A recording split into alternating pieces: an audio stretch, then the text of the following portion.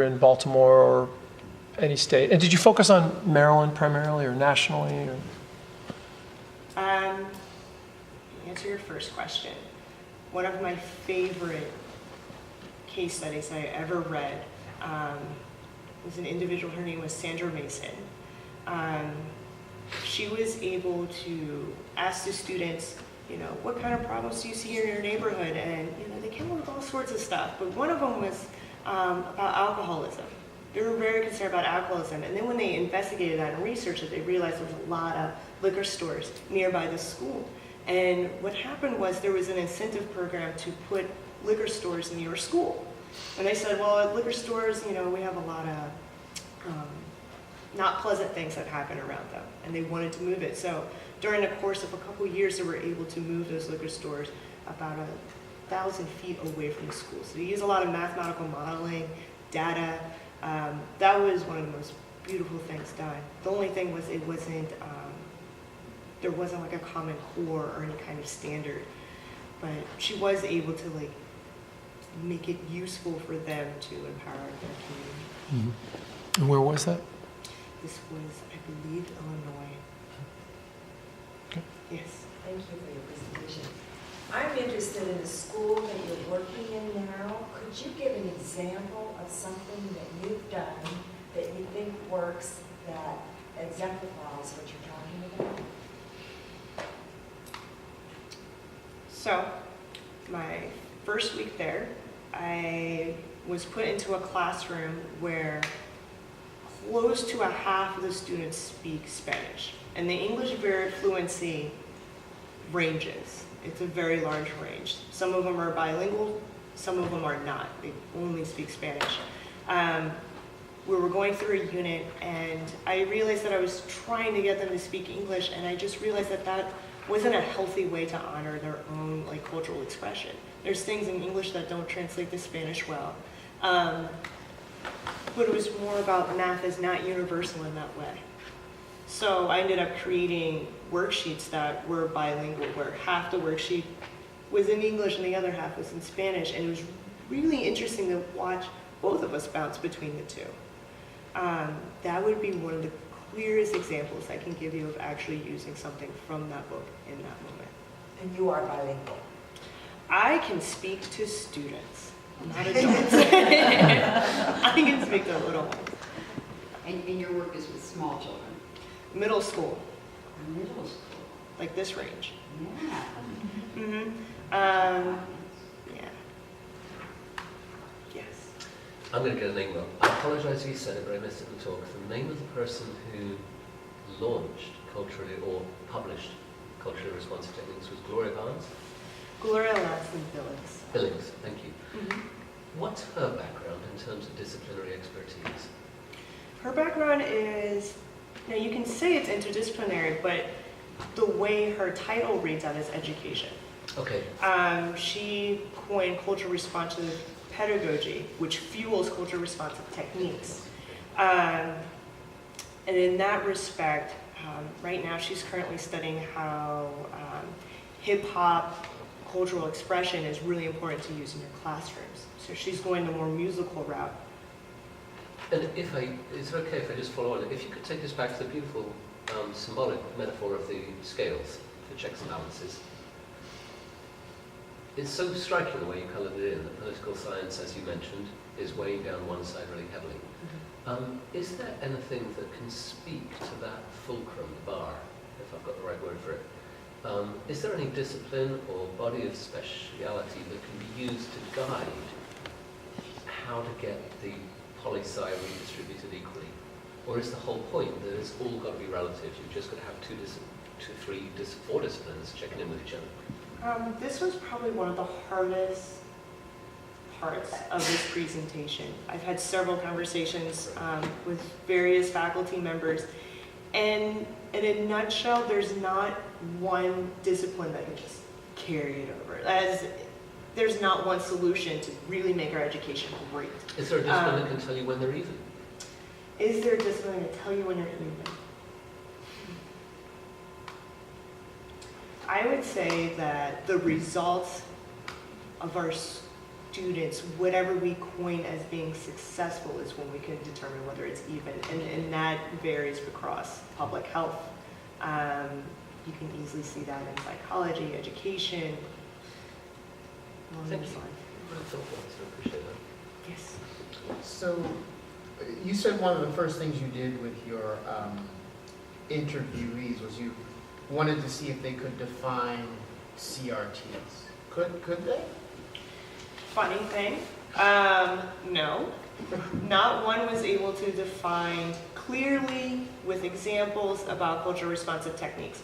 But what I did find was interesting that when I asked them about their own experiences and describe your mentor's practice, each single one described a culturally responsive technique.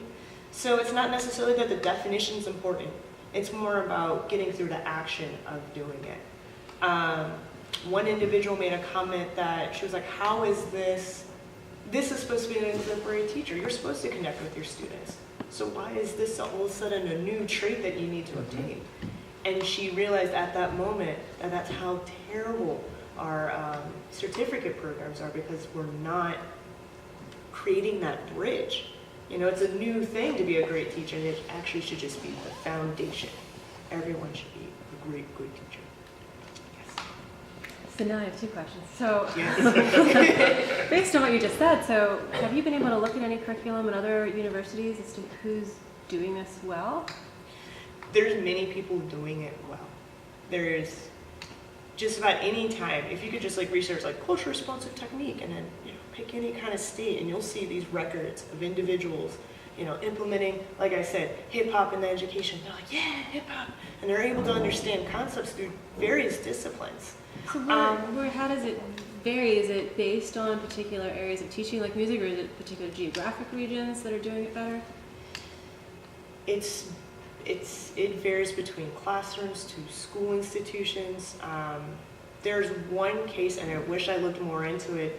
A gentleman started a whole new school where it was focused on music. It was like hip hop, music, dance, and art, like physical art. And that's a whole school institution. But like I said, it's not like a mandate or any way, so you can just do your own little research as an individual and implement your own classroom. But if a school is really going to take that on, they would have to take it on as a whole. How do we know that school's any good, right? So, It's new, there's no result of it yet. So one of your earlier slides, there's a long list of all different research, and the last guy was 1935. What was being done 80 years ago? That's my favorite. I have many, many favorites. He wrote a book of the miseducation of the Negro. And in the first sentence, he makes a claim that the way that we educate our African American peoples is not appropriate coming from a Eurocentric perspective. And that was in 1935. Now we're in 2017 and we're still making those same claims, and very little has been done.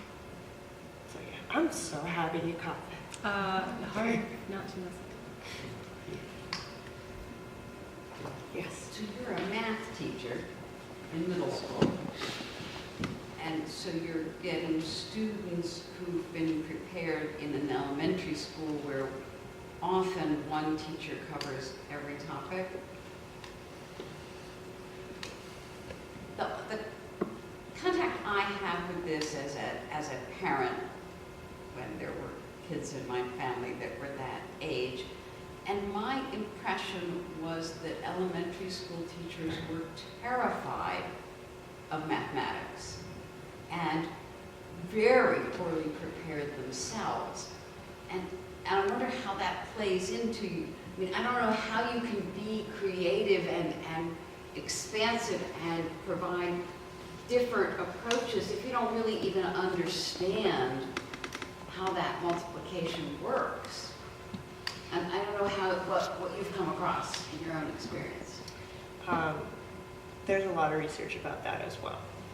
This whole narrative of I'm not good at math, and this whole self-taught fulfilling prophecy, I'm not good at math, so we're going to focus on history, we're going to focus on this, and then we'll do like a little bit. That is a significant problem, and that's hard to address, again, on an individual level. But So there was the feeling, but there's also the fact that all elementary school teachers in the school that my kids went to were not, in fact, capable of understanding and teaching arithmetic so that they would be well prepared for middle school. Yeah, there's a lot of weight as the student goes up the chain. You know, as they pass and keep going on, and usually right around 8th grade, not even. Usually it's 6th grade because that's when you get into algebra and geometry, and there's so much missing, especially when you're talking about students that are coming from different countries. Some have formal and informal learning. There's drastic gaps. And so this is why it's important through the power of narrative. This gentleman over here is Thomas Fuller. And Thomas Fuller was enslaved in the 1700s.